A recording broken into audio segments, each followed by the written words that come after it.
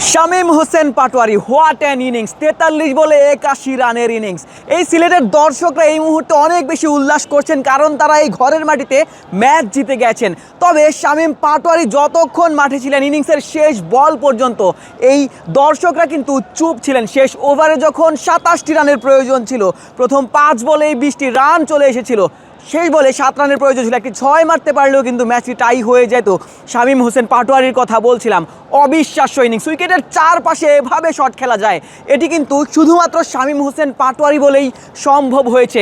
9টি 4, 3টি 6, এর মধ্যে বেশিরভাগ শটই নো লুক শট।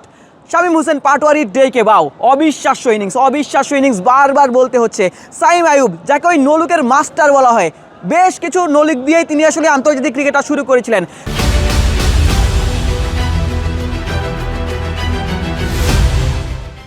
সেই সাইম আইয়ুবের বলেই কিন্তু তিনি নোলুক খেলে শুরু করেছিলেন তার এই ইনিংসটা, এবং এরপর মেহেদী হাসান মিরাজকে নোলুক মেরেছেন।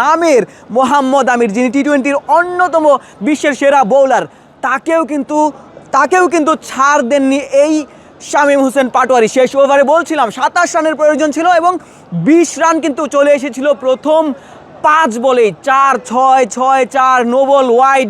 শেষ পর্যন্ত হয়তো বা ঢাকা ম্যাচটা জিততে পারেনি, তবে এই ম্যাচ জয়ের হয়তো শামীম হয়তো এই দর্শকদেরও মন জিতে নিয়েছেন, কারণ এই সিলেটের দর্শকরা শেষ পর্যন্ত ঘরের মাটিতে তাদের দলকে জিততে দেখেছেন। তবে শামীমের ইনিংসটা নিশ্চিতভাবেই উপভোগ করেছেন। বলছিলাম, এই ইনিংসে তিনি কি ওই বিশ্বকাপের টিকিটটা তিনি আসলে কেটে ফেললেন কিনা।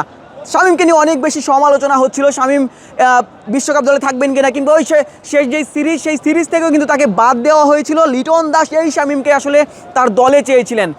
লিটন দাস হয়তোবা এই মুহূর্তে হাসছেন, হয়তোবা অনেক বেশি সন্তুষ্টি তার মধ্যে কাজ করছে। না, আমি আমার এই ক্রিকেটারকে চেয়েছিলাম, আমি আমার এই ব্যাটারকে ব্যাক করেছিলাম, এবং লিটনের ওই আস্থার প্রতিদান কিন্তু এই শামীম হোসেন পাটোয়ারি দিয়েছেন। অন্তত প্রথম ম্যাচটা ঢাকা যেভাবে জিতেছিল, সেখানটাতেও এই শামীম হোসেন পাটোয়ারির বেশ বড় ভূমিকা ছিল। তবে আজকের ম্যাচ জিততে না পারলেও শামীম হোসেন পাটোয়ারি কিন্তু দুর্দান্ত ব্যাটিং করেছেন, ঢাকাকে শেষ বল পর্যন্ত ম্যাচে রেখেছিলেন। ঢাকা হয়তো বা জিততে পারেন, তবে ঢাকার দর্শকরা, গুটি কয়েক দর্শক হতে এই সিলেটের আন্তর্জাতিক ক্রিকেট স্টেডিয়ামে উপস্থিত হয়েছিলেন, তারা কিন্তু সাক্ষী হয়েছেন বিশেষ কিছুর। অবিশ্বাস্য একটা ইনিংস। 32 বলে যেই 50টা হয়েছিল, শেষ পর্যন্ত ওই 80 ঊর্ধ্ব রান। এই ইনিংসেই মূলত শামীম হোসেন পাটোয়ারি বিশ্বকাপ দলে জায়গাটা নিশ্চিত করে ফেললেন।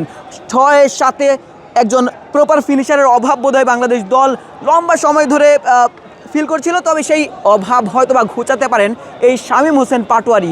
বিপিএলে তিনি কেমন করেন সেটি দেখার বিষয়। বাকি ম্যাচগুলো ধারাবাহিক নিশ্চিত হতে চাইবেন। আমি যখন শেষবার শামীমের সাথে কথা বলছিলাম, তিনি বলছিলেন তিনি পারফর্ম করতে চান, তিনি ভালো পারফর্ম করতে চান, বিশ্বকাপ দলে জায়গাটা নিশ্চিত করতে চান। নিশ্চিতভাবেই এমন ইনিংসে তিনি আরও 2-3টা খেলতে চাইবেন, আরও কয়েকটা খেলতে চাইবেন। হয়তোবা বিশ্বকাপ দলে নিশ্চিতভাবে শামীম হোসেন পাটোয়ারি টিকে গেলেন।